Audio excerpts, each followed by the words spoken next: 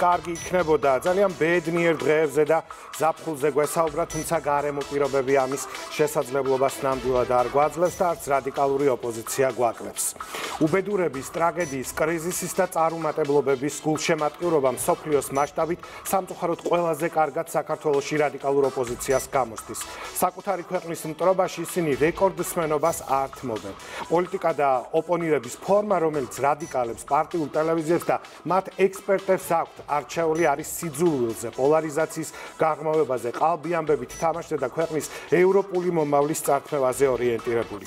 ეკლესიის იდენტობის და ისტორიის შეურაცხყოფა მათი ხასიათია. მძიმეა, მაგრამ უნდა ვთქვათ, ის რაც რადიკალებმა აგვისტოს ტრაგიკული დღეების დროს იკადრეს, არის მხოლოდ და მხოლოდ სხვისი უბედურებით პოლიტიკური დივიდენდების მოპოვების უნიჭო მცდელობა.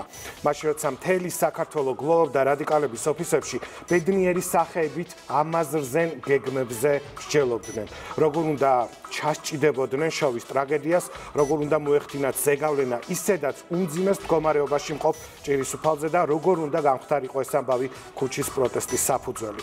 წყაროს მიერ მოყოლილ მძიმე და დამტკუნელ ამბებს მეტად არ განვავრცელ. რადიკალების მორალური დიაგნოზისთვის ეს მცირე ეპიზოდით საკმარისია. ტრაგედიამ სრულიად საქართველო გაერთიანა, რადიკალებს კი სახე კიდევ ერთხელ დააკარგვინა. ახლა ჯერი კანდიდატის სტატუსზეა, იმას რაც ტრაგედიის ნიადაგზე ვერ შეძლეს, იმედი აქვთ, რომ დეკემბერში მოახერხებენ. ელოდებიან, როდის გვეტყვის ევროპა მორიგ უსამართლო უარს. შესაბამისად, ნიადაგის შემზადება დაიწყეს და ყალბი ამბებით უტევენ ყველას, ვინც 24 საათიან რეჟიმში სტატუსის მოსაპოვებლად მუშაობს. მათ შორის პრემიერის წინააღმდეგ დაიწყეს მიზანმიმართული კამპანია და ყალბი ამბების გავრცელება. კიდევ ერთხელ მოგესალმებით, მშვიდობიან საღამოს გისურვებთ და გისურვებთ ბედნიერ როგორც სატელევიზიო, ასევე ყოველდღიურ დღეს და სეზონს.